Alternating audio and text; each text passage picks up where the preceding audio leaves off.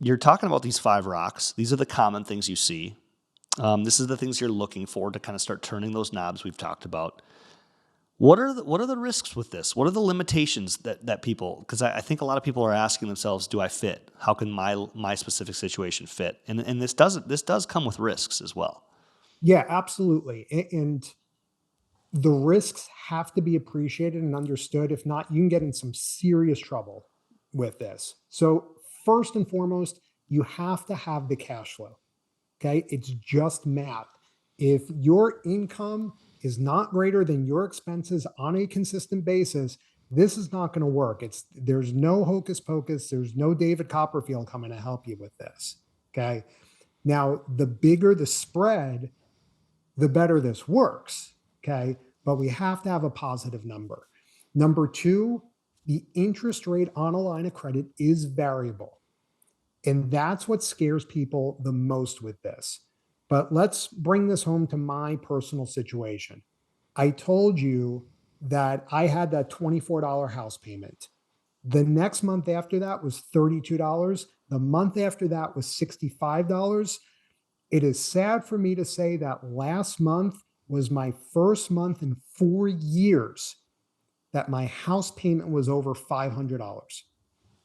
Kills me to say that. Absolutely kills me. And But everybody else is like, "Oh, be quiet. That's right. that's just fine." Yeah. But why? Because the interest rate is variable. And look, we know the Fed has increased rates. They've increased it very, very fast. They've increased it at a speed which not only the velocity, but just the speed that they've done this has just taken everyone. Look, you're in real estate. You're like, what you tried to value something at last month can't even apply this month anymore. But I go back to you've got a fixed payment of X. Let's just call it $3,000 a month. Which is easier to pay, your $3,000 or my variable payment of $500? Even if my payment went up to $700, which is easier to pay, $3,000 or $700? I'm willing to accept the risk of the change in interest rates because I appreciate what it has given me in terms of flexibility. Yes. Third Yes. thing, third risk, line of credits can get closed. There are ways to mitigate it. The biggest one is there is a company that it is set up according to Fannie Mae and Freddie Mac. It is a mortgage. So it falls under the rules of the mortgage, but it is an open ended mortgage. So it looks like a mortgage. It functions like a line of credit. Gotcha. And There therefore, it are can't get closed is the kicker there. correct. Now there are some little weird quirks about that, but if that is your biggest concern in terms of I don't want this getting closed on me, that's the way that we go. Um, but in terms of lines of credit getting closed, if you're in first position, like the way that I did it is I had a traditional mortgage, I quote unquote refinanced into a first position home equity line of credit. A bank really does not care if it's a mortgage or a HELOC. If they're in first position, they've got security. So I want to stop you on that. You had a mortgage and you went to your bank and said, "Can we just switch this into a first position home equity line of credit?" And essentially swapped them out. That's what you're saying. Correct. And now you've essentially created an open-ended mortgage. Like you said, your home is on an open-ended line of credit, and your minimum payment on that is way less than your mortgage payment, and it's completely liquid. If you needed to, let's say your home is worth 300 and you owe your 100,000, if you needed to go and you had an emergency, you can unlock that 200,000. That's the kicker, right? Not that you'd want to for any negative situation, but you have options. Right. Now it's one of those that for my clients that before all of the interest rates have raised, they've been knocking down the debt. They've been seeing the progress that's been happening. They love this. They're not concerned in terms of the interest rate increase because they've been in it. Yes. For those that I'm looking at now as coming on as potential clients, if they have a pretty large balance, again, We're not interest rate sensitive. We're debt balance sensitive. Yeah. It can get pretty queasy if you've got a very large balance. And so sometimes it does make more sense to keep the large balance at a low fixed interest rate and have a HELOC below it. Does the risk of that HELOC getting closed go up? Yes, it does. But it's nice to have a big debt with a small fixed payment and the small variable payment with the interest rate fluctuating. We go back to that dentist and only having $30,000 out at a time. Yeah. Yeah. So it's one of those that, yeah, have I had to pivot in terms of how I look at this? Absolutely. Is that what Yeah. people are looking to me for, to say, can my situation work? Yes, here's how we go about doing it. The final risk, and the most important risk I really have to get to, is you raid the piggy bank. And so, I mean, I can tell Kyle, if you look at his background, he's just got flash everywhere behind him. You know, but no, I'm kidding. But if it's one of those that, if you are looking at this and saying, I'm going to have access to all of this cash and I'm going to go out and buy a Lamborghini. And if your business is not flipping Lamborghinis and you really don't have the cash flow to support it, then this is going to blow up in your face horrendously. Yeah. And so please just delete this episode and don't even pretend it never existed. Yeah. You have to be very, very respectful of the tools you're using, essentially, is how you've explained it in the past to me. Yes, absolutely.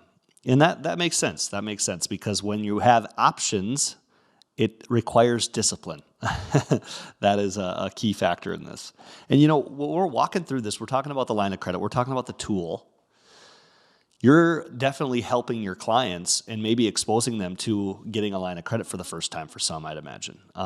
For anybody that hasn't played around with this, walk us through that process. What's this look like? Oh, I've never had a line of credit, Howard. What do I do next?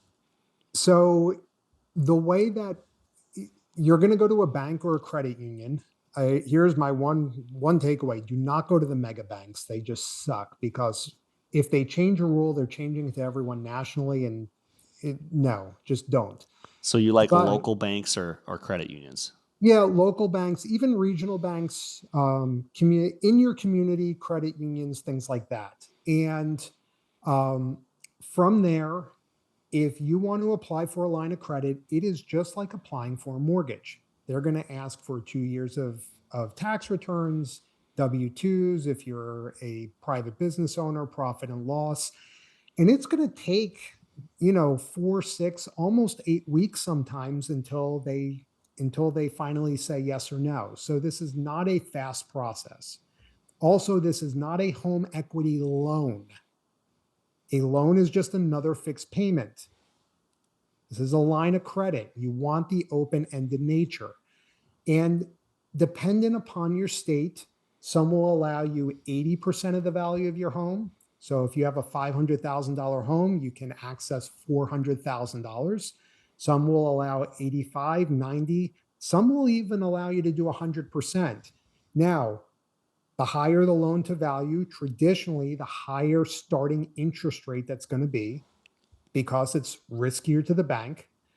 But I mean, the process isn't crazy. It's just a matter of trying to find the right bank and them not talking you out of it. And so if you want, I'll share one more example Yeah. where this has worked as a blessing.